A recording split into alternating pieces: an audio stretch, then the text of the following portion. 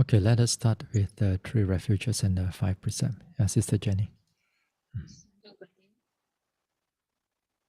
นะโมตัสสะภะคะวะโตอะระหะโตสัมมาสัมพุทธัสสะนะโมตัสสะภะคะวะโตอะระหะโตสัมมาสัมพุทธัสสะนะโมตัสสะภะคะวะโตอะระหะโตสัมมาสัมพุทธัสสะ Putang saranam gacchami, Dhammang saranam gacchami, Sangham saranam gacchami, Tutiyampi putam saranam gacchami, Tutiyampi dhammang saranam gacchami, Tutiyampi sangham saranam gacchami, Tatiampi putam saranam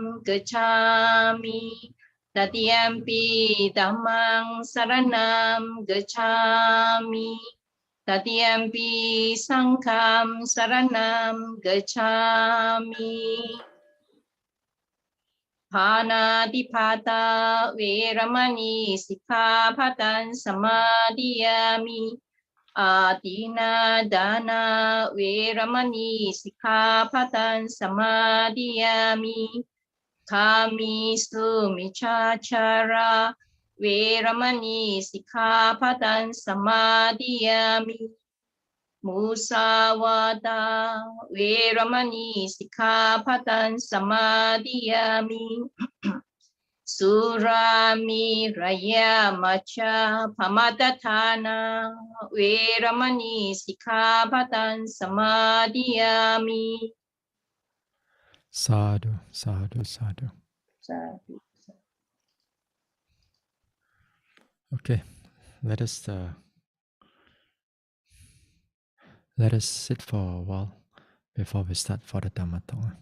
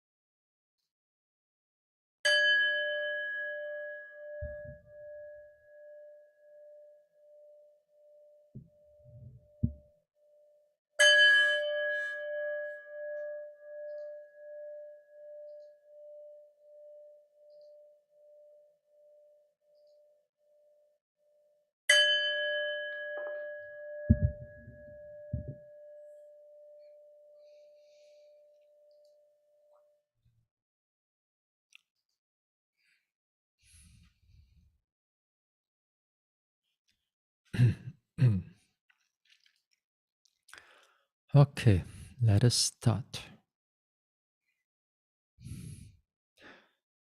Yes, before I forget, on Monday, we will do a Q&A session. Huh? Then you send the question to Sister Hunling. Okay, you send to this number for all the Dhamma questions. Huh? That will be the last session. Okay. After that, I got things are coming up. All right. Now, where were we? We were at some of the Anupassana. So the last one we talked about was, let me see, where were we? Okay, let me change the from.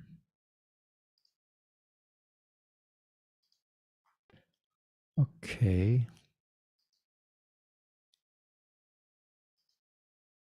All right.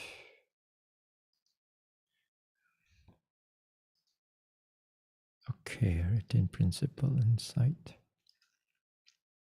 Share.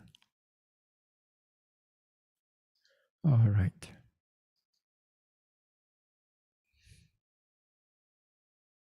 Okay.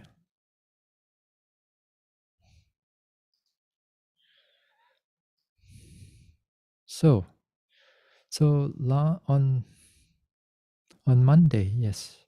On Monday, we were looking into the number of things, the rest of the Anupassana that we have not seen. So we start off with that fading away. Yeah, this is the one. We start off with fading away, cessation, relinquishment, until the number 7. As I said, from number 1 to number 7, they are in a way kind of complete. So many times in the suttas or also in the commentary, they talk about these 7 types of anupassana. As they look into these 7 anupassana. So there are also like the rest of the contemplations, the rest of the notings, in the sense that they are not so not so not that much talked about. All right. We were talking about the fading away. Yeah, fading away, which abandon the greed. Now here is delighting versus greed. This is the one. Then we have this viraga, we have destructional dispassion, which is the 8, between 8 and 9, somewhere there. Then we have this complete dispassion. But in viraga nupassana, we are looking at number 1. Because as I said, nibbana, it is not an anupassana. There's no impermanence, there's no dukkha, there's no anicca, there's no dukkha. So it cannot be seen into the arising and passing away. Then here we have this contemplation of cessation, nirodha nupassana. The nirodha nupassana, we see again there are 2 types, destructional cessation and complete cessation. Destructional cessation here, it's when a yogi becomes very oppressed and in a way disenchanted with all the mental and physical processes and also everything else. Then the mind look for deliverance, look for cessation. Then when he achieved that cessation, which is again, this is a temporary cessation, is destruction in the sense that they are the arising and passing away. When a yogi sees it, it actually looks like it ceased, it disappears. But as I said, this is not a complete cessation yet because he hasn't come with a path and fruition. Anyway, that type of cessation, actually, when they look at it, there's still arising and passing away a little bit, which is very, very subtle. Okay? Uh, Number 7. Number 7 here is the contemplation of relinquishment, patinisaga anupasana. Patinisaga anupasana. He abandons the grasping. Here we grasp again, here we grasp to the formations. We are grasping to the formations, we're grasping to the arising and passing away. Other words, we're grasping to the self, soul, everything. Then with this type of um, contemplation, then by reflection and maturity at the knowledge of equanimity towards formation, sankhara upeka, then we kind of like we let go of all of them, whether it's pleasant, unpleasant. Then we enter. Enter, that means we enter into nibbana, or one realized nibbana. Okay. Number 8. Okay, let's start for today's talk. Now, today's talk, there will be quite a lot of the fifth insight knowledge. Here, we talk about number 8, the 8th contemplation. One who develops the contemplation of destruction, kaya, abandons perception of compactness. And the word is Khaya, so the kaya anupasana, not kaya anupasana. The kaya it's in within satipatthana. This one you got a little bit of aspirated, I think. So the pronunciation is slightly different. So it makes a different thing altogether in Pali. Anyway, all right. So here, this one again here, contemplation of destruction, it means here the maturity of the fifth insight knowledge. The fifth insight knowledge is the knowledge of dissolution. When the word dissolution also is like, also sometimes they translate as cessation also. Sometimes some people, because in a way that it also goes into kind of like disappearance, At this stage of this knowledge of dissolution, usually a yogi does not see the beginning and the middle. Not to say that they don't see, but it's not clear. It's not a prominent aspect of it. The prominent aspect of it will be at the end. That means that you happen to see a phenomena, let's say something, a sensation of the rising or falling, During that time, that rising and falling, let's say, then you see the end of the falling very clearly. But how does the rising arises? How was it in the middle? It is not so clear. But at the end, it becomes very clear. So at the end becomes very clear, then it only sees that things are going into disappearing, dissolution. And every time he turns to his attention to anywhere in the noticing these mind and body processes, even when he moves his arm, he only sees not the intention also at this time not so clear. The movement of the arms, it is there, but towards he wants to end the movement, then he sees there's a lot of sensation, a lot of arising, passing away. Then the movement comes to stop, or it comes to what we call, in a way, destruction or dissolution.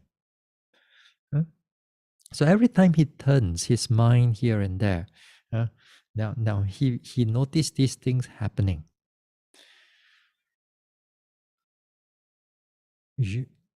Depending on the yogi,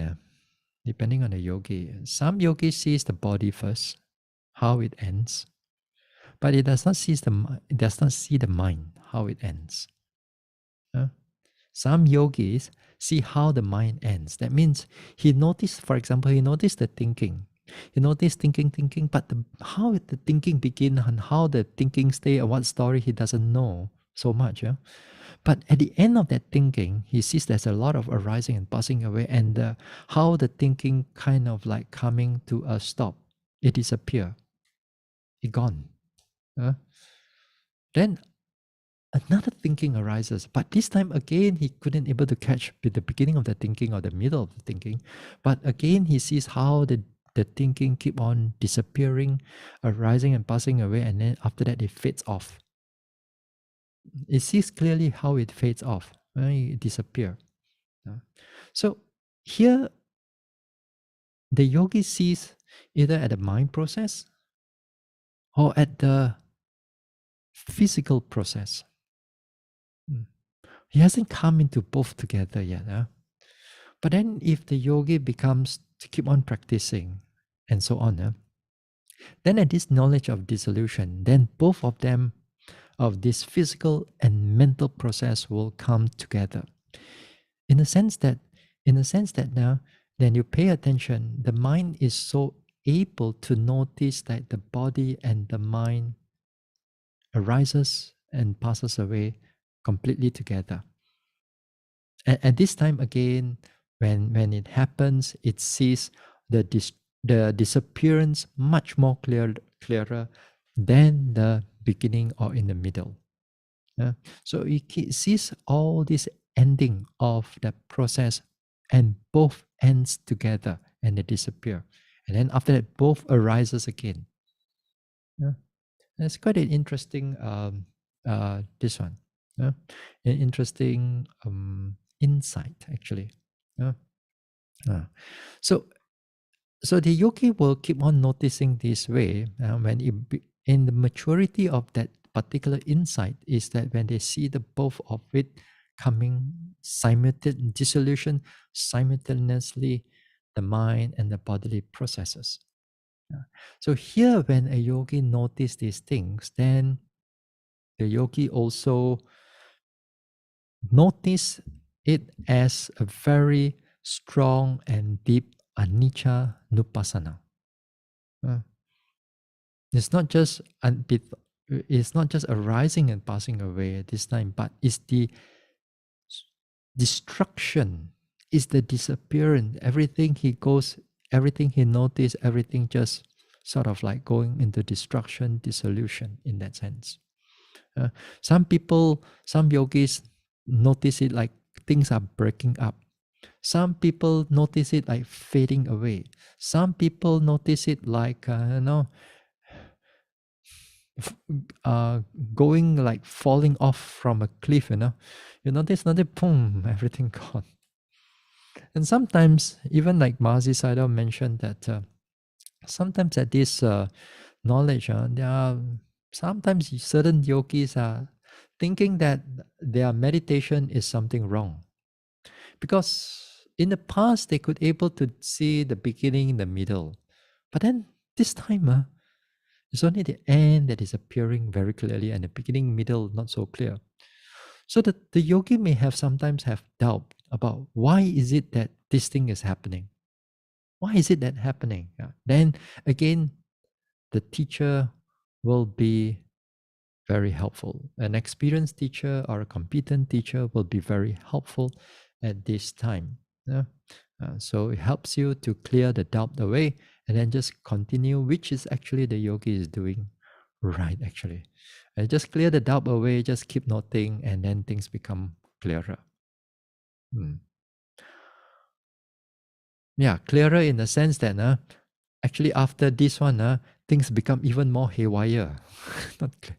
I mean, it's clear, but more haywire in the sense that when you see a lot of dissolution and everything, then you start to feel something is wrong and something fearful is coming up, which is the next knowledge, you see. Because everything is keep on going into disappearance, and then something you are having a lot of doubt in your practice, fearful and so on. Anyway, now here, as I said, this is a very strong anicca nupassana. It's a very clear anicca nupassana. also here it's that the perception of compactness, it abandons the perception of compactness. Here also, it relates back to the four solidity or the four compactness that we talked about it before. Where did we talk about that? Okay, go a little bit higher. Mana dia pergi? Here? No. Somewhere. Let me see where we were. Yeah, here. Seeing as they really are, that one is in the 15, okay?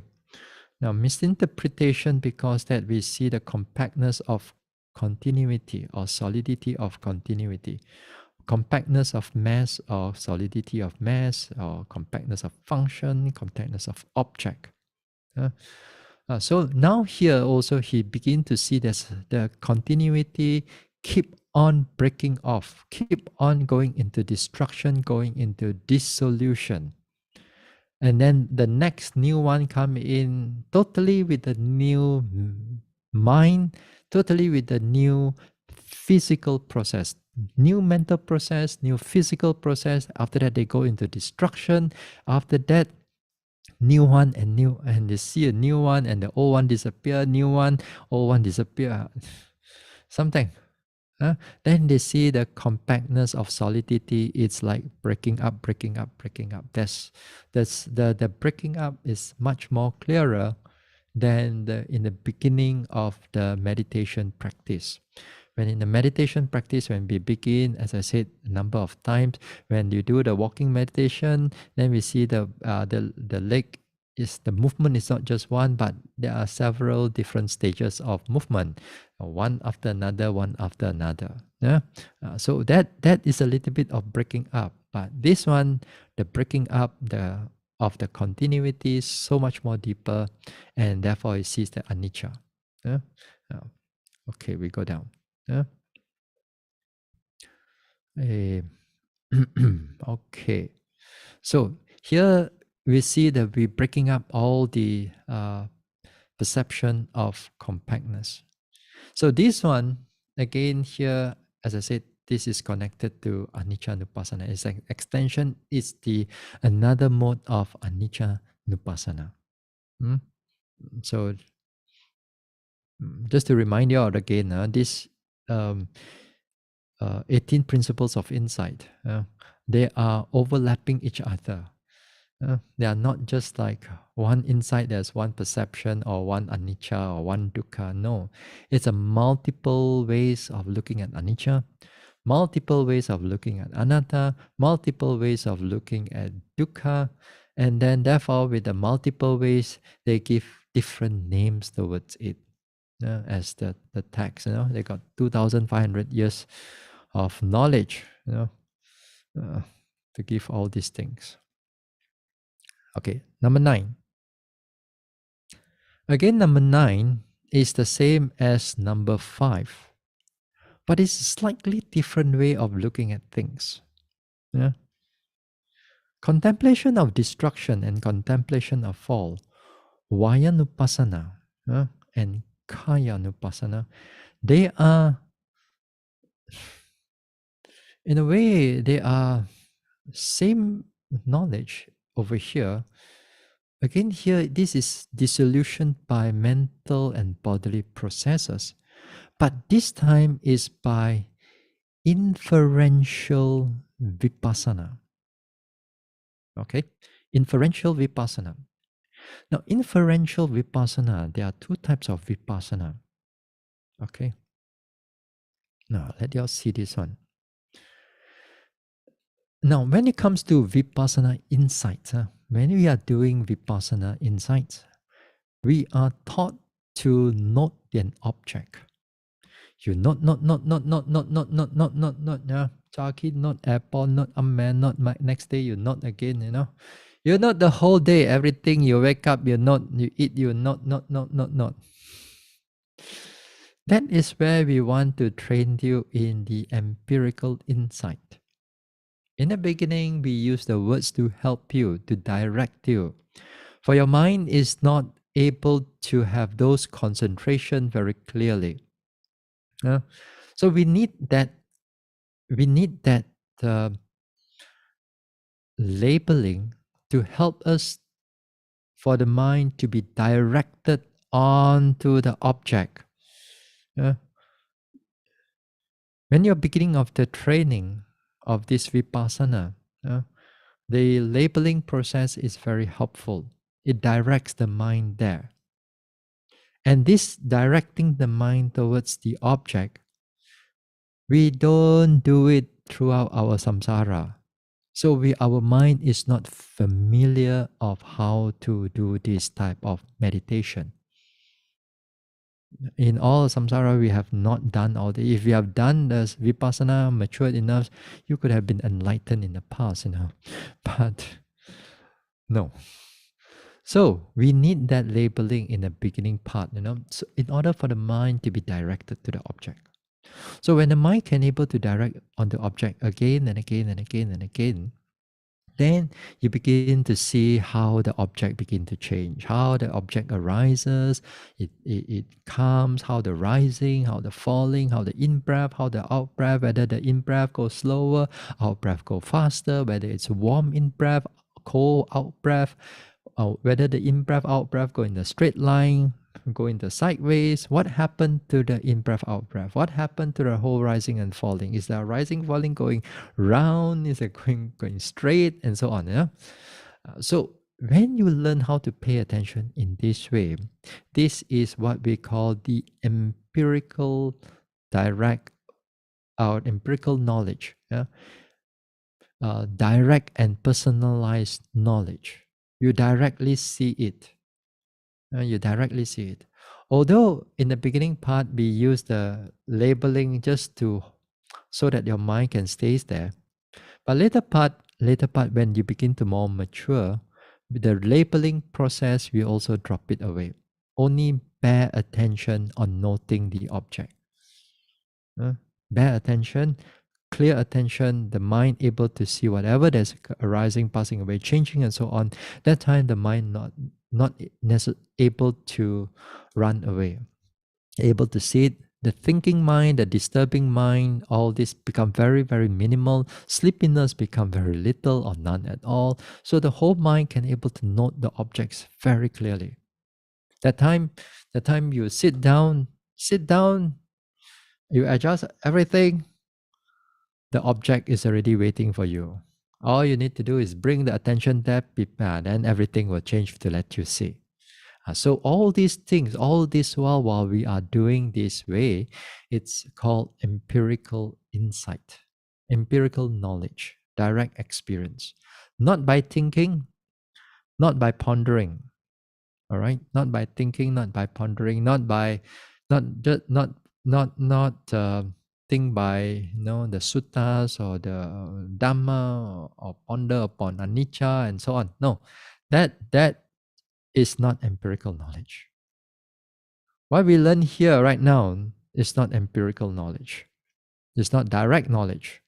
Direct knowledge, you sit down, you keep quiet, you shut the mind up, you keep your mind quiet and pay attention to your object. That is empirical knowledge.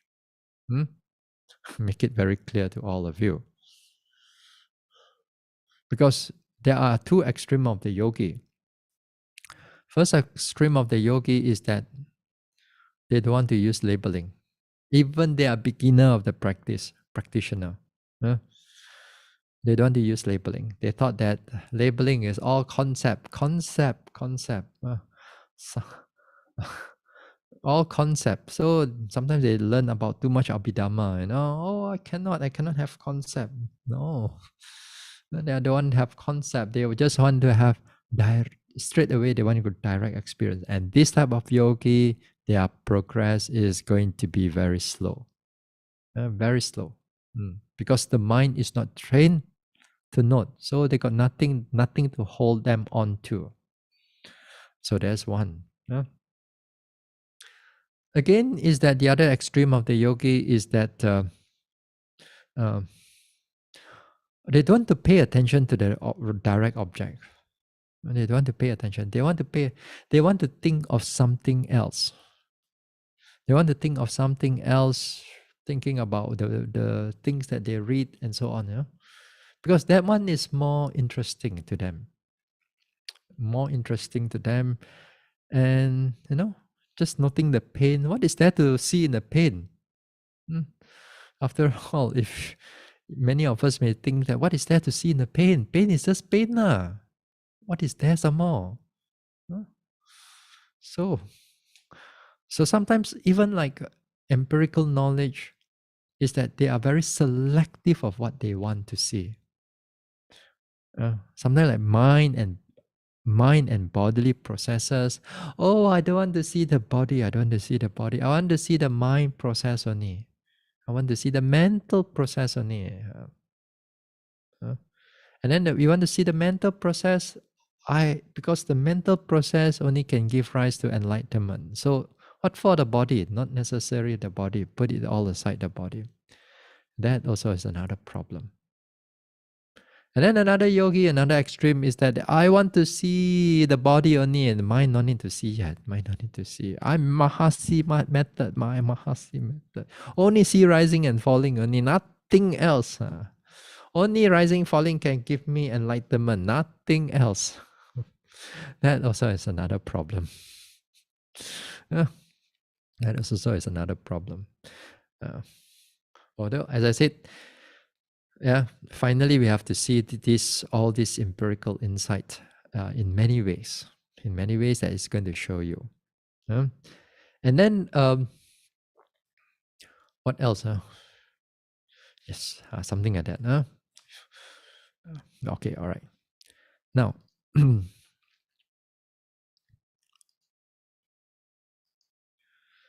now another one is called the inferential knowledge.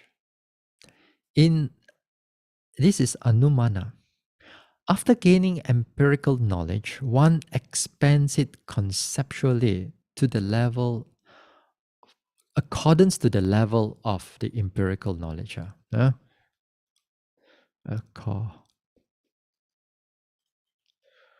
Okay, all right. Now, this one, inferential knowledge here, means that after you pay attention to all these type of things, now sometimes yogi may, I use the word, may want to expand or want to conceptualize what they have seen.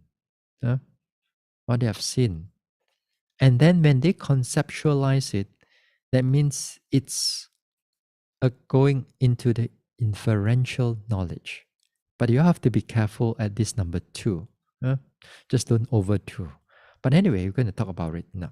Now, this one, inferential knowledge, when it comes to, let's say, dissolution simultaneously of the mind and bodily process.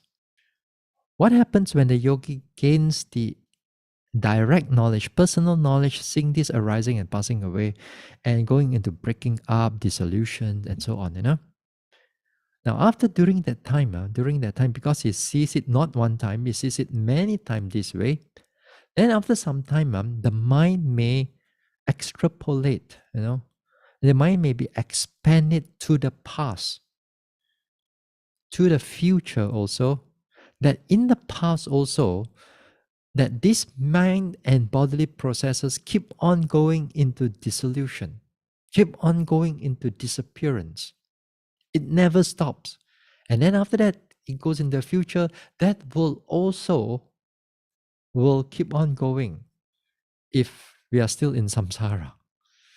Then he explained it in that sense. Then in that way, it's called inferential knowledge. Anumana. Okay? Many ways we can do this inferential knowledge from first insight right up to the 13th insight, actually, according to the text, But not necessary for us to do all the time. The mind, in a way, it will do it on its own. But here, when it do it on its own, sometimes when you look at something, sometimes your mind want to comment on what is going on, isn't it? Wow, like that, like that, like that. Nah. Then tomorrow, got interview, I'm gonna tell the side door, I'm gonna tell the teacher, I'm gonna tell Bhante how I experienced this thing. Yes, in a way. Yes, in a way, this is a description, but at times that you may think that, hey, yeah, this anicca, I'm looking at this anicca, I'm looking at the dukkha right now.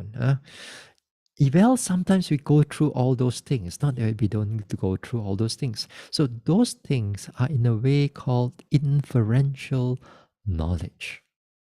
It go on our own. But normally we don't talk about it because for most of us, once we start thinking, ha, bo stop liao. Once start thinking only, after that, although the trick of the mind is this. Once you look at what is going on, okay, this is anicca, okay, good. At least you infer it correctly, anicca, and then after that, the mind forget about noting. Then after that, it connects that inferential knowledge, then it expand it to your sutta, to your this one, to this one, and then the whole hour you sit there, you 15 minutes only you note, and then after that 45 minutes you think about your sutta, you think about your present, you think about your past for so long, then you're not noting anymore. Yeah. So you all got to be careful, this one. You got to be very careful. So if you just go in your meditation from first insight without this inferential knowledge, also does not matter. You also gain enlightenment also. Inferential knowledge, normally for a lot of yogis, it also pop up after we notice what is going on with the meditation experiences that we have. So as I said here, we got to be very careful of this inferential knowledge because it's going into conceptual already. Going to conceptual. Yeah.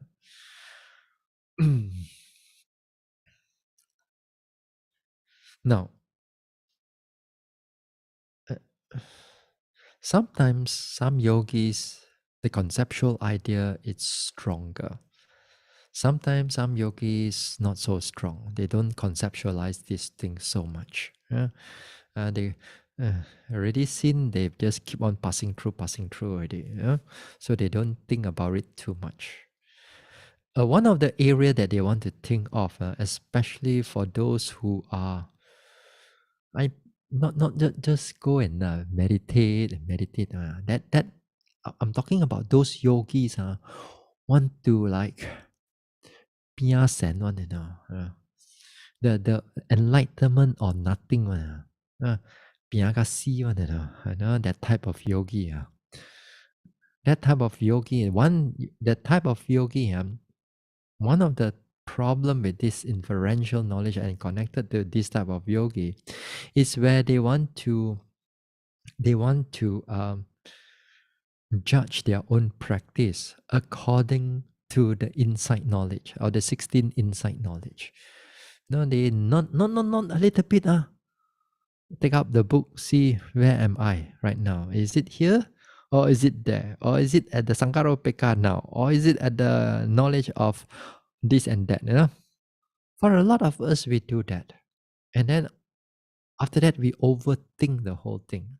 And we over conceptualize, overthink, and then and sometimes we believe or we wrongly believe ourselves, then we overestimate our practice. Sometimes we, especially like the 10 imperfections of insight, vipassana upakilesa. That one's, although you gain some meditation development, but you overestimated because you think too much of your own on this one, own practice. So you got to be careful for this inferential knowledge. So one has to be this one careful. Now, inferential knowledge also, we see that it also in the Satipatthana Sutta, the internal and external. Now, internal here means empirical oneself. How do you see the arising? How do you see the passing away? How do you see the both arising and passing away internally? That means you see it oneself. Externally, inferential. Here, after you practice and meditate, then we know that in others also they have these five aggregates. Their five aggregates also arising and passing away. Their five aggregates go into oppression. Their five aggregates also goes into dissolution and so on. So whatever that you have meditated, whatever meditated here in the Satipatthana, also it's mentioned internal and external, inferential. Usually they use the word internal, external. Sometimes there are some teachers who explain that this word external doesn't mean external people. They say that it is still on your own, but as if like you become like disconnected from your noting. I mean, you become very disconnected, as if like you are standing like out there and watching all your mental and physical process in that sense. External, in that sense. But according to the commentary, this is not the way. No, this is not the way. External means it's an inferential. That means it's by conceptually after you gain some direct or personal experiences of this meditation. Uh, uh, Now, this external also, or this inferential knowledge also, it can come in way much later. Way much later. You may be after your retreat also, you think back about your gaining, what the insight that you have gained or the understanding that you have developed. Then by that understanding, you applied it to what you have read in the suttas and so on, then you gain sometimes deeper understanding about the sutta. Not just only on the normally when we don't meditate, we see sutta or the suttas at one level, but when we meditate, we see the sutta in another level. So here, the empirical knowledge and inferential knowledge become very hand in hand, although they are quite far in the time scale. So this is on the vipassana insights. So here, as I said, this according to this one. So here, one develops the contemplation of fall of formations. Why abandons the accumulation? This is the bracket here of karma. So he begins to see that all the processes, the bodily processes, and so on. Then, in the future, when in the coming practice, and every time he sees that there's a rising and passing away, then there's always like dukkha is going to wait for you. Dissolution is going to wait for you. Cessation is everything is going to wait for you. Everything is keep on. That means, in other words, he wants to abandon that type of accumulation. At least the perception of accumulation of all our joy and happiness and so on is not interesting to the person anymore, to the yogi anymore. So therefore, it abandons accumulation of karma. All right. Now, we have also number 14. Okay, we go to the next one, number 14. The rest of it, let me go up here. The rest of it, like for example, we've seen the change. This is viparinama. This can be connected to anicca or dukkha. Signless we also see, desireless we also see, sunya also we also see. Then here is animita, it is actually anatta. Sorry, anicca, impermanence. Desireless, apanihita is dukkha, voidness or emptiness is anatta. And as I said again, this voidness doesn't mean that there's nothing there. It's just not. It's just the formation does not comes with self, soul, I, and so on. It's just cause, conditioning, and so on, and effects. 15 also we have seen correct knowledge and vision. Here is Yata Bhuta Jnana Dasanam. Here we see the first insight, the second insight belongs to this what you call correct knowledge and vision. Purification of view. Here. Adinawa also we have seen right in the when we talk about the dukkha, when we talk about dukkha, we talk about a number of types of dukkha as you go along along the development or progressiveness of the area of dukkha in the 16 insight knowledge. Patisankha also the same thing. We also talk about it. That means this one we re-look into the anicca, dukkha, anatta again. Just to give you the understanding. Now let me go back to this one. All right, here number 10, knowledge of reobservation. Yes, we talk about it. Yeah. So knowledge of danger or misery, also we talk about it. So all these things falls under dukkha. Falls under dukkha. Okay, with that one we talk about it quite a lot. All right. Now let us see which one we haven't touched. Okay, sorry. Go back to the this one. Okay. Now I want to go to this number 14. We go to this number 14. Insight into states that is higher wisdom. Okay, let us go to this number 14. Number 14 again, here it looks at insight number 5. The fifth insight knowledge, the knowledge of dissolution again. One who develops the insight into states that is higher wisdom, adipata dhamma vipassana,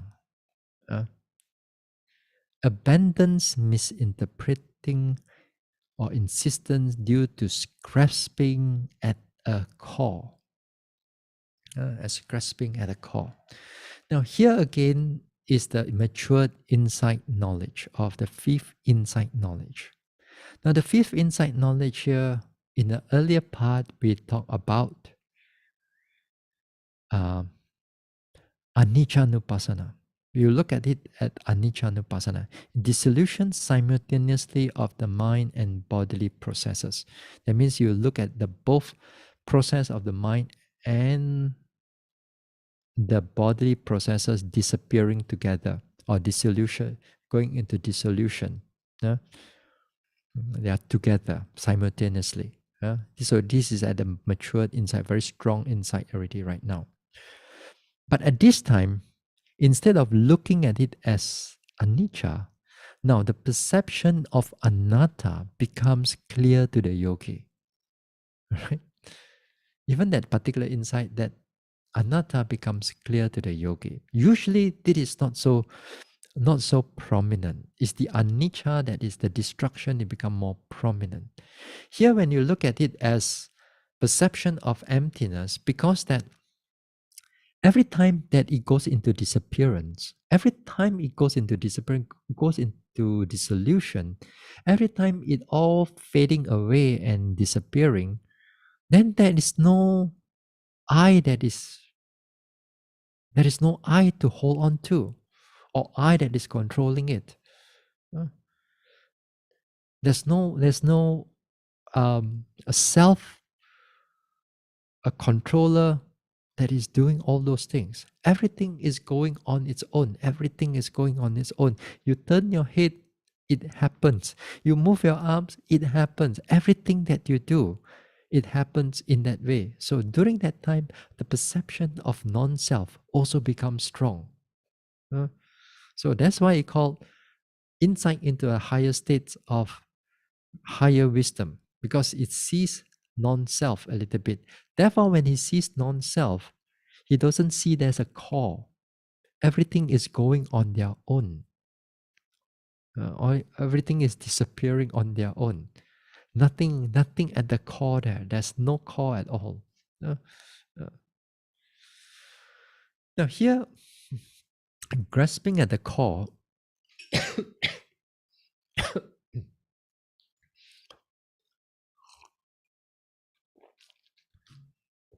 Now, grasping at the core here,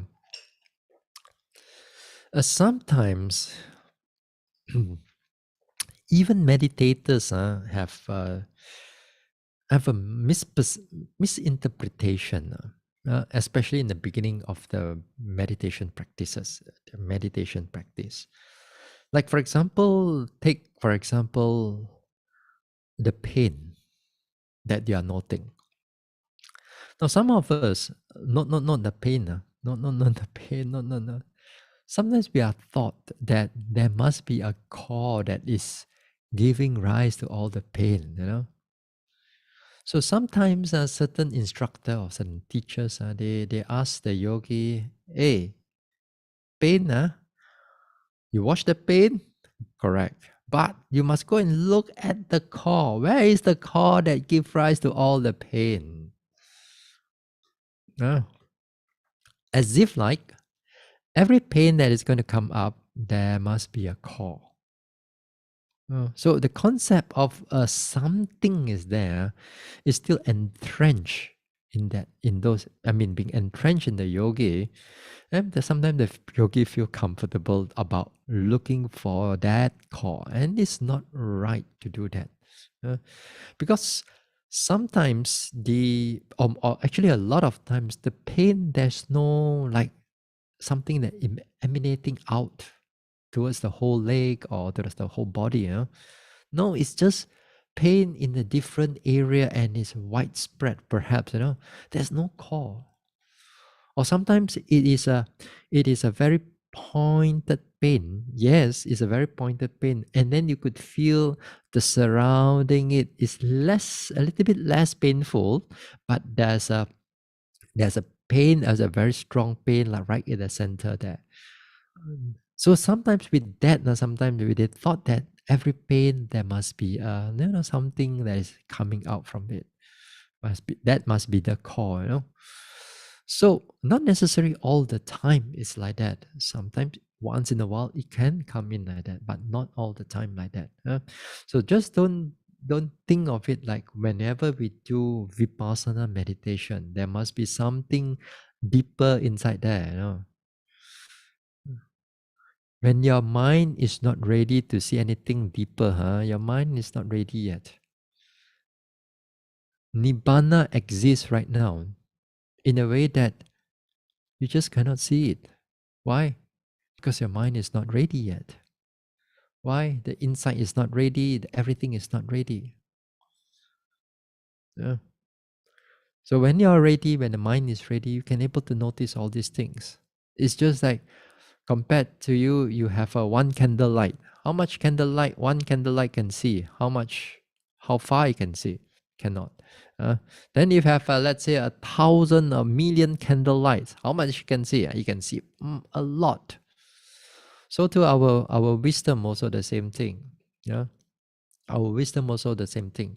The more that we can see, the more that you can able to notice whatever that is going on in this mind and body process. So if you are not ready, there's nothing for you to see, nothing much for you to see.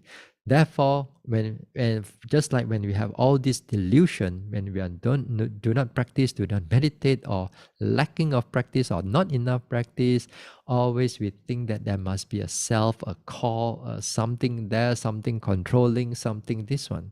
Uh, mm, okay, so that one is in a way important. But when you come into this stage of the fifth insight knowledge, therefore we don't see the core really at all at this time, because everything goes into destruction, or it going to fall away, it going into disappearance, and so on.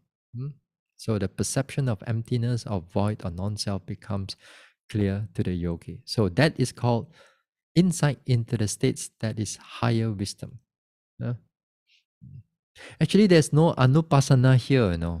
The word, there's no anupassana, there's no contemplation. It's just this one. Uh, so therefore, that's why I don't think, I don't know, but we don't know why. Doesn't matter.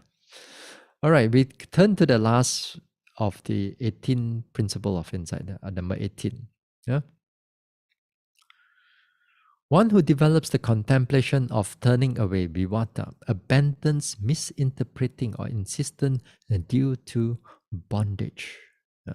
This one, number 18 and number 7 is almost the same thing. It's almost the same. 7 is, wait, for those who are this one, yes, the 7 is the relinquishment, the last one where we talked on last week. Oh, not last week, so on Monday. So you relinquish what? Relinquish as in entering, as in giving up and entering into. Yes, letting go and entering into. So it's the same thing. It's kind of like a different name only. Here, there's a slightly different explanation according to the commentaries. Here, the word is turning away. Vivata nupasana, contemplation of turning away. Vivata nupasana. Here, the turning away, according to the commentary, this is acknowledged number 11, equanimity of formation, and also knowledge of adaptation. Now, knowledge number 11, it's a repetitive knowledge. That means it has to be repeated again and again and again and again using Sankara Upeka, arising, passing away again and again and again and again. But knowledge of adaptation is different.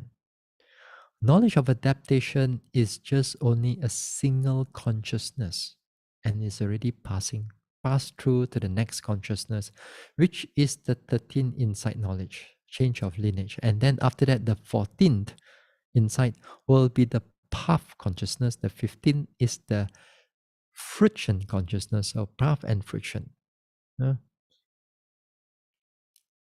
So, why they says that turning away belongs to either 12 or some commentary says that it belongs to the next knowledge of change of lineage. I think I better go out, stop this sharing, and I go to the next slide lah. The other slide. If not, a lot of you liat bo kiu already, mong cha cha already, I think. Never mind. Let me see this thing for you. Okay. Never mind. Let me go into this one. All right. Okay, leading into emergence. Let me share the screen again. Share screen. Okay. Are you seeing the insight leading to emergence, right? Okay. All right, good. Now, again here, what happened is this knowledge of conformity or adaptation, which is number 12, the CN over here. Right here. Now, this one is only a single knowledge only. A single consciousness, just like the next knowledge of CH called the change of lineage, also a single consciousness. Path, also a single consciousness, then after that you followed by 2 friction if you are this average mentality. So what happens here when he says that this is a turning away? Turning away means that at the knowledge of equanimity, the VA, before the VA, let's say is here, when it happens here, you already turn away from dukkha and joy and sukha and everything else. Your mind already turned away already.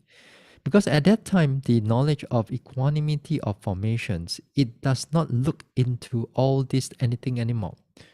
It doesn't mean that it don't look into. It saw those things that previously that give rise to joy or oppression or fear to you, but this time it can able to look at it a very equanimous, neutral, very clear state of mind. So that means, other words, the mind is already turning away. So when it enters into the stream of towards enlightenment already, that means when it starts to get into CN here, that means this when this process starts, it will not stop already. No. It will come to this one. The problem is that to reach here is very difficult. But the moment that you reach, it tak boleh stop already. It will go into the path and fruition already. Yeah? So once you touch on this C end here, it will definitely, well, actually when start of PR here, everything will start already. But they don't call the PR, the adverting consciousness and so on as all these things. So anyway, once it starts here, it will end at Nibbana. It will realize Nibbana already. So it kind of like turn away from the samsara. It turns away from samsara because samsara is bondage. It bonds you. So this one, it frees you. It frees you and enter into realization of Nibbana. So now, the other explanation about the turning away, another explanation of turning away, Vipattanupassana, they says that this only at this knowledge number 13, change of lineage here. Now the word change of lineage also can be looked at turning away, because here you turn away from Putujana, for example, and you turn into, you look into the noble path, or you turn away from samsara and then you begin to see, to realize nibbana. At that juncture, that's called turning away. Yeah?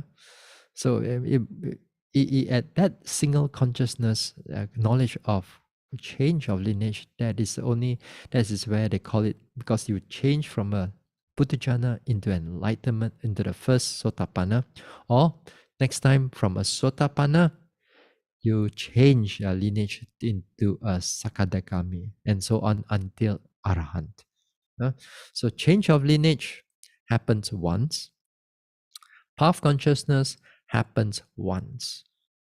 But fruition consciousness, it can repeat again and again, although we don't call it anupassana, because its object is nibbana. Its object is nibbana.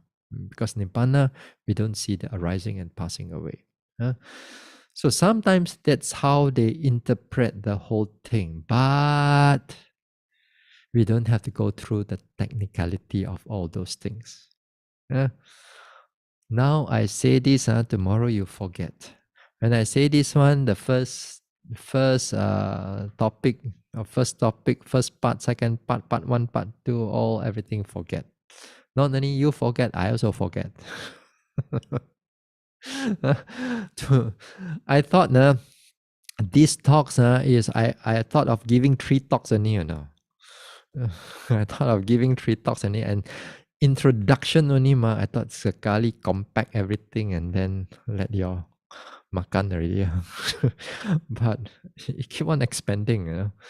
But anyway, let us get back let us get back to that one, principle of insight again. Let me go and let me close this thing. Okay, let me close this thing. All right. Then we go sharing screen. Okay. Now, we have seen all the 18 insight, more or less. Whether you can remember or not is actually not really that important. But at least what I overhear, that when we are sharing this topic of 18 principle of insight, is to let you understand that there are different modes of noting. When you're not an object, there are different ways of noting an object, or how the object appear to you in different ways, you know. And then when you look at it at different ways, then they got different names for it. Perhaps some of you may have gone through, and some of you are very new. And if you are very new, this type of topic may not be so interesting to all of you. It's only when you have some degree of vipassana meditation, this type of topic becomes interesting and actually it expands conceptually to you, inferential insight to you. It sometimes it's good, in that sense. But nevertheless, all these 18 principles of insight is only based on this anicca, dukkha, anatta. So this is on the Visuddhimagga Mahattika sub commentary. Visuddhimagga is already commenting on the sutta. Then you have Visuddhimagga Atthakata, which be sub commentary for the Visuddhimagga. Mahattika means sub commentary of that means the sub commentary commenting on the commentary of the Visuddhimagga. How many layers going down? So it says this: although there are 7 different kinds of contemplation and 18 different kinds of insight that should be contemplated, they are all included in the 3 contemplations of impermanence, unsatisfactoriness, and non-self. Thus, due to the power of these 3 contemplation, are the accumulating point of insight or vipassana. So, in other words, whatever that you have learned about anicca, dukkha, anatta in the past, you are correct. Yeah, perfectly all right. So right now we just expand it a little bit. Right now, when we go meditate, we just compact it again. It's just only anicca. If you cannot remember all of them, remember this is anicca, dukkha, anatta. Now another thing about this topic also, one of the thing that I remember, when after sharing this topic, is to give you the understanding that enlightenment process or the path towards enlightenment has to go through all this anicca, dukkha, and anatta process again and again. And that is a very important understanding. Because when you are out there, many people talk about enlightenment, Buddhist enlightenment or nibbana in that sense, even in the Theravada sense. Whatever you want to take, whatever knowledge you want to take is up to you. But my firmness, my stand is over here, that nibbana, the realization of nibbana, you have to go through this anicca, dukkha, anatta in so many different ways, so many different modes. Nowadays, recently I read in the internet, if you have disconnected from your mind and body, you disconnect mind and body only, 好死了, nibbana 了. That also written in this one. It's already nibbana. They explain it to nibbana. Enlightenment, even sometimes people say enlightenment, you don't have to go through all these vipassana. You go through the jhana, first jhana, second jhana, third jhana, fourth, fifth, sixth, seventh, eighth jhana. You come out from the eighth jhana, then you as if like the 1,000 lotus leaf, 1,000 lotus like a flower, open up the petals of the lotus, and then you are either anagami or you are already arahant. No anicca, dukkha, anatta. Again, sometimes, as I said, some people, that day I tell you that counter one, counting how many arising and passing away just by looking at that counter you see, after you sleepy. So that one, that type of method, what they did for nibbana, is that they meditate after, as I said, them 3 days, they don't sleep. After that, their mind very sleepy. You sleep, then you wake up. 好死了. This time, nibbana 了. 搞了. So easy, There are many things that's going through, but it's up to you whether you want to go through all these things or not. So my job talking about this thing is to make sure that the understanding of realization of nibbana has to go through this anicca, dukkha, anatta. So this anicca, dukkha, anatta, you can look at it as 16 insight knowledge fine. You can look at it as 18 principle insight also can, or you want to look it as purification, the 7 purification of, in like in the Majjhima Nikaya, one of the sutta. That also can, because that also is a kind of like in a sense of progressive. So different ways you can look at from it from a different angle of how go through realization of nibbana take place. So therefore, to make it simple, this anicca dukkha anatta will be the path towards your enlightenment.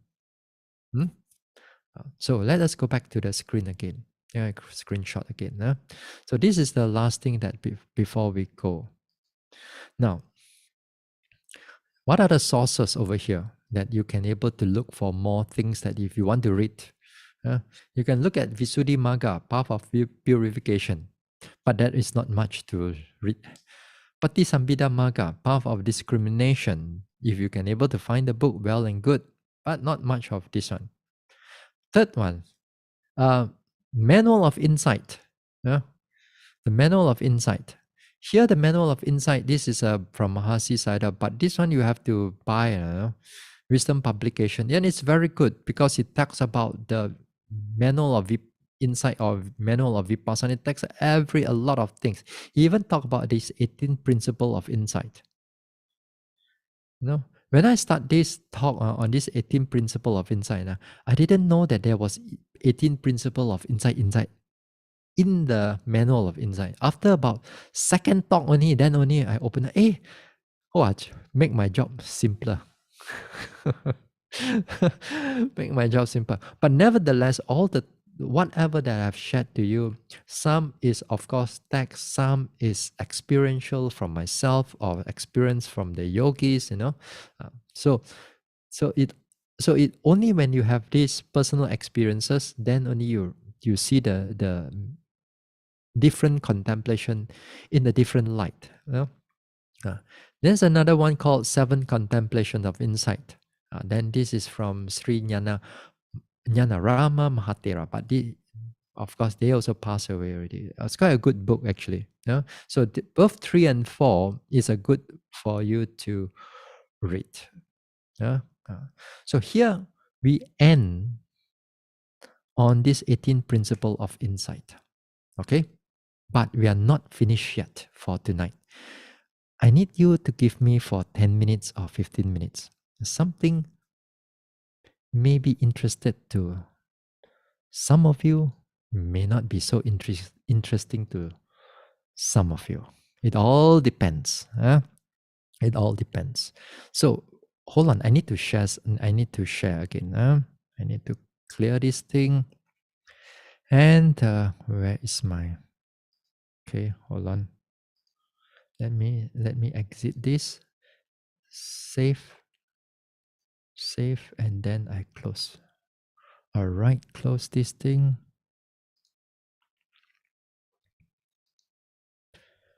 Okay, now. All right.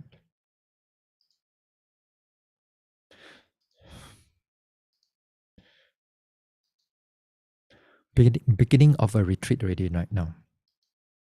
Things are beginning for... All right, what I'm going to tell you right now is there's a number of retreats. It's not online retreat. This is residential retreat already. That means you got to bring yourself there already. So there are a number of retreats which I'm going to share afterwards. Now, the first retreat that is we're going to have, or this one is my retreat at least. This is my retreat that we're going to have. Is the first one will be in Kuching. It's on the 24th April to 8th May. 2 weeks retreat. Now, this is a meditation center, so don't worry about it. If you want to go there, then you see, no need to describe anything. So again here, right now, for all retreats now are limited numbers. Limited numbers, that means that we can only able to cater for 12 female and 2 male. So there's a person, Sister Ling, that if you want to know some information, you can contact her. But if you want to go, I guess that you're going to get it very fast because this one is next Sunday only, you know.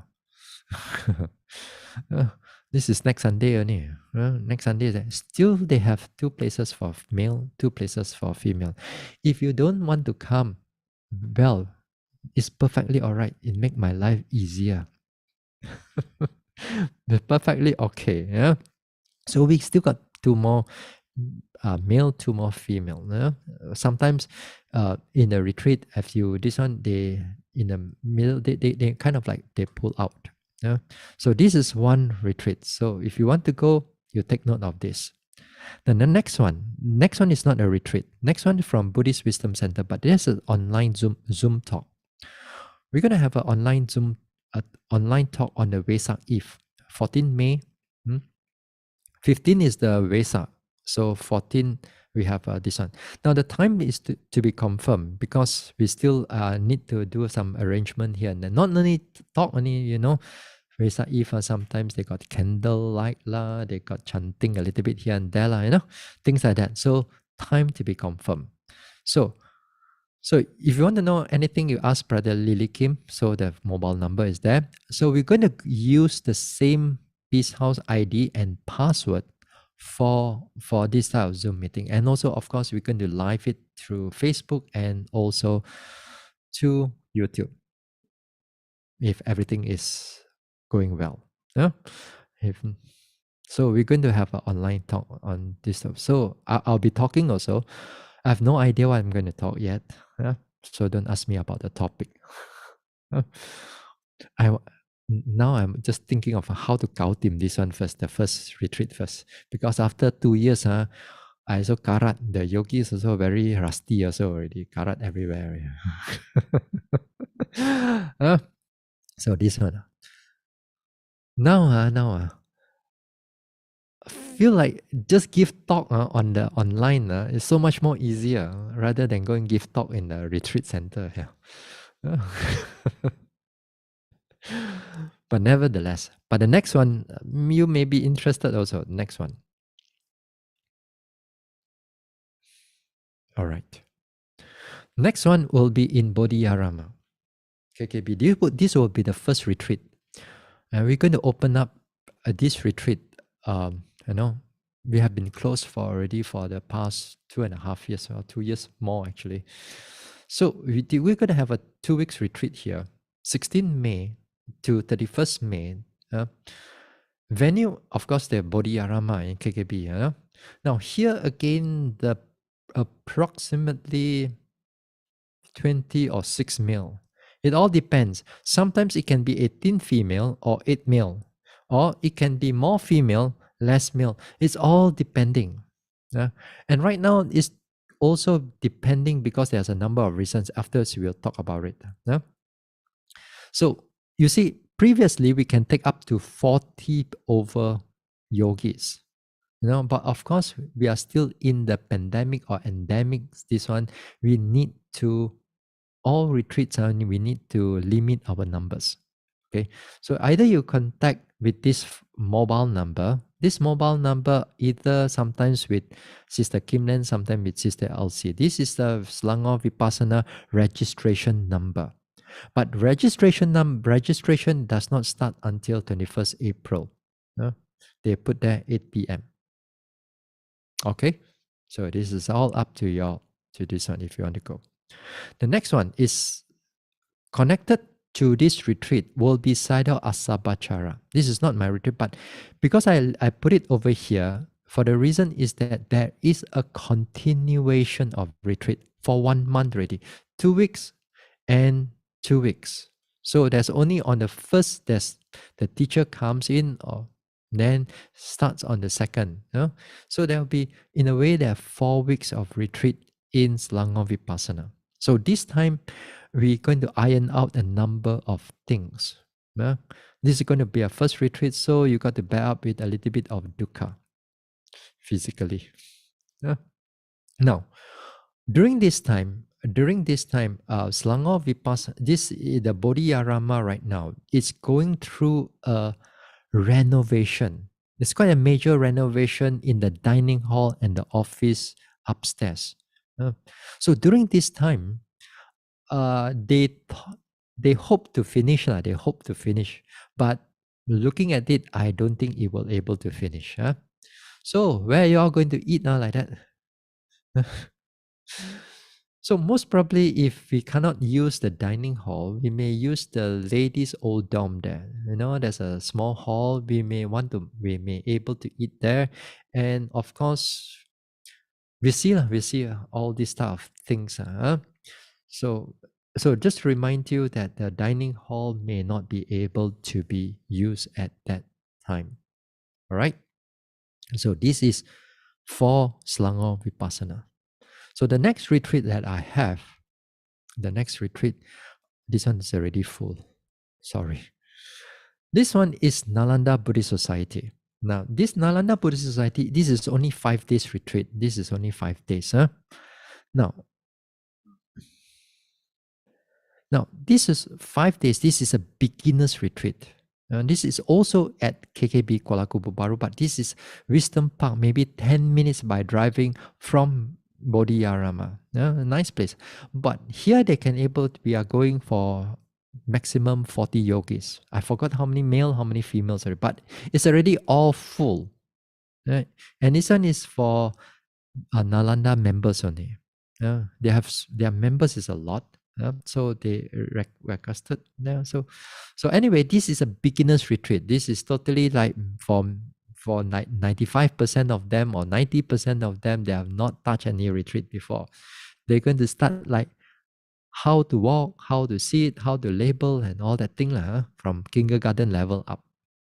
So this retreat is already full. Okay.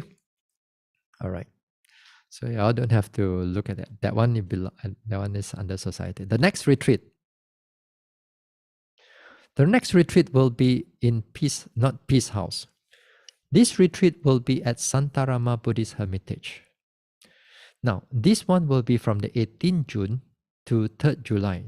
15 days, 2 weeks plus, 15 days. It's a Saturday until a 3rd July, Sunday. So this one will be in Balik Pulau, Penang. Now the Santa Rama Buddhist Hermitage I was staying there, and many of you donated for the renovation. But the problem is the renovation. I'm not sure whether it's going to finish or not too, because it's quite an extensive renovation. But according to the monk there who's in charge, Praho, he says that most probably will finish. The thing is that the thing that also is that we are not sure because it's renovating on the female quarters. And also the female quarters, because usually there are more females there. So the female quarters, as I said, approximately 15 to 20 female. And we are still not sure because once only the places is able to stay and can use for lodging, then our Peace House committee will go there to look how many places and do all kinds of everything. All right.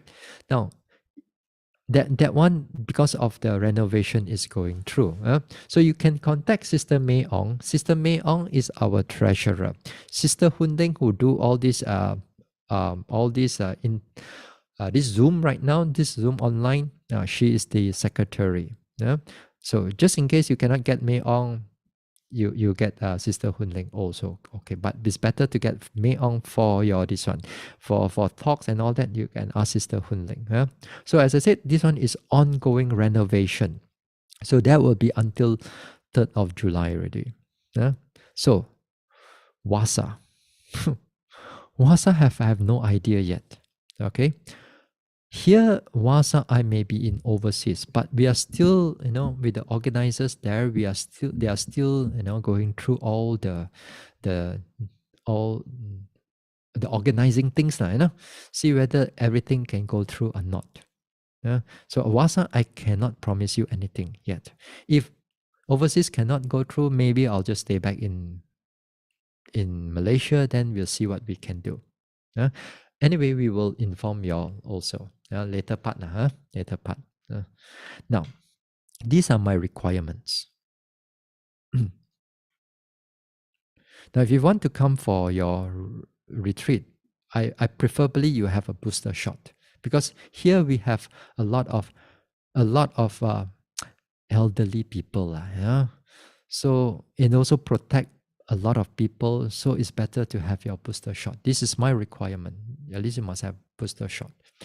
Now, here you must begin on the first day of retreat, because all these retreat above, except for Nalanda, there's only 2 weeks retreat.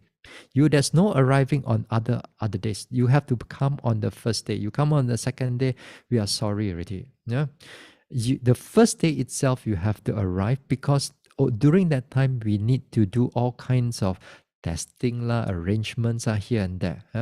So once you are there, the yogis goes in, that means the yogi cannot go out until they leave the retreat, because we don't want the yogis to go out and then they bring everything, because we are staying together. Okay, we are staying together, and we are staying together. After 3 or 4 days, maybe we can remove our mask and then we can meditate together. Maybe lah. I know it all depends on organizer. So we have to register. I do not take walk in right now. You suka you come. You suka no. Yes, I'll just walk you out. Simple. Registration. Registration, I will give it to those people who want to finish the 2 weeks retreat. Now, if there's not enough place, then we give it to like people like 10 days. My minimum is 10 days. So hopefully I'll do the whole retreat. Now, here during this time also, we want you to surrender your mobile phones also. But that one also depending on retreat organizers. If the place can able to keep your phone safely, then okay. If not, you have to keep yourself.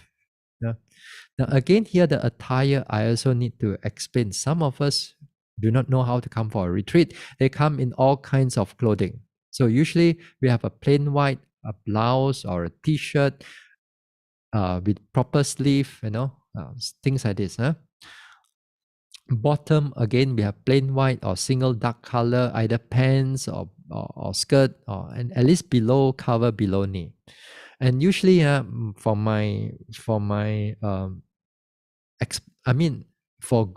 meditation, it's good to use white color, because less mosquito will come to you, and also long pants so that mosquito don't bite you so many places. So this one is something like that. I wrote about an article on how to attire in my blog spot many years back.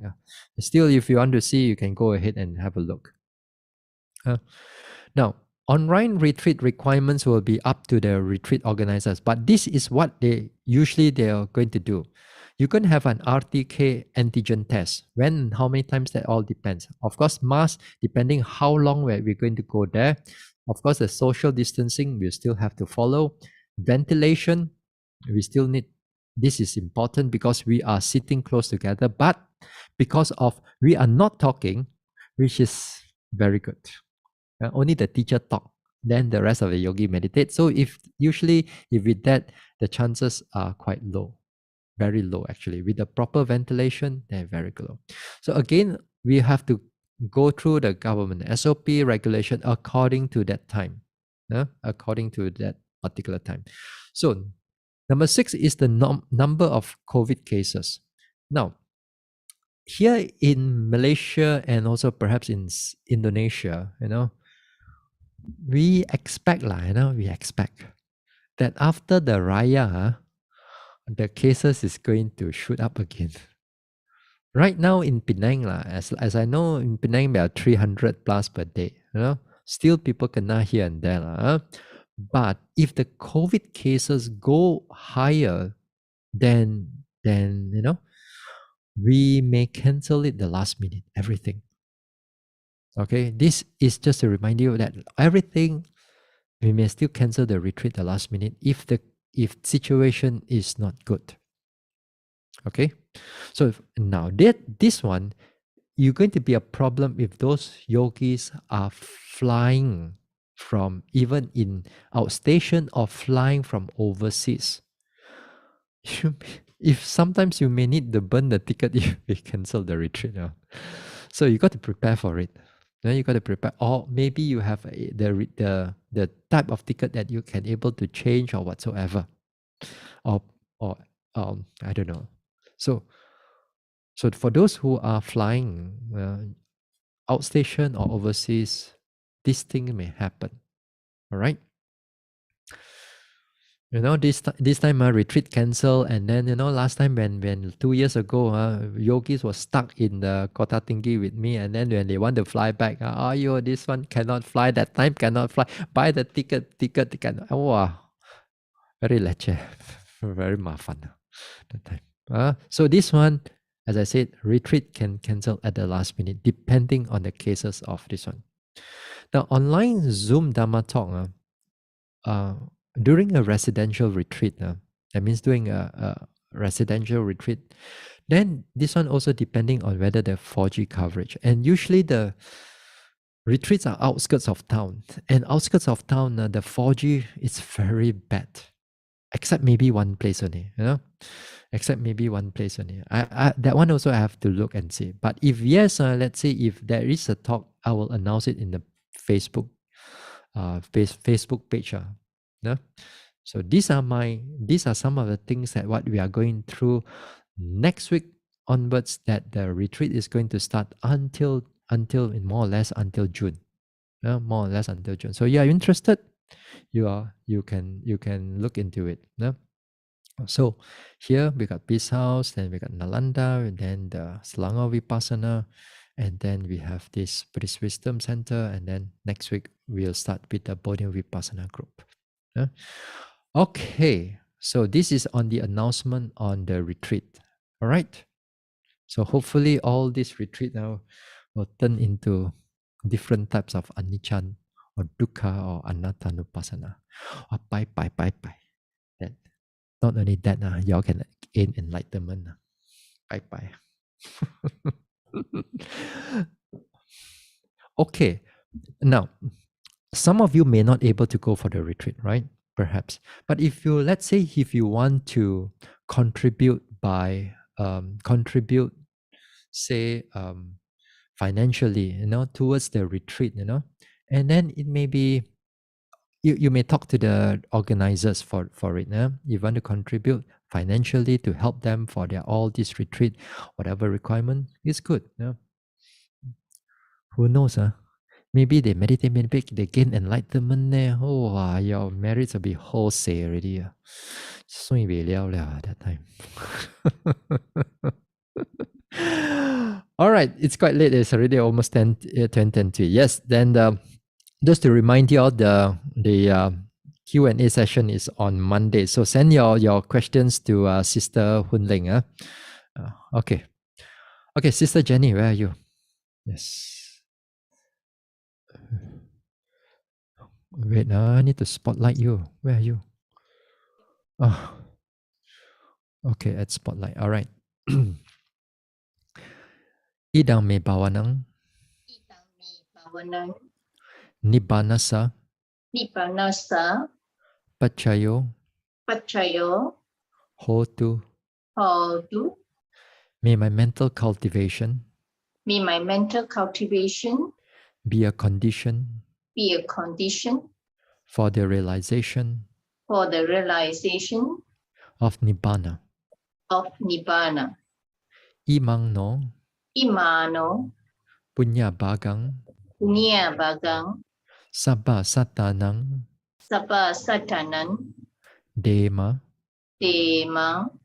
We share these merits We share these merits with our departed ones, with our departed ones, with all beings with all beings, and all the devas.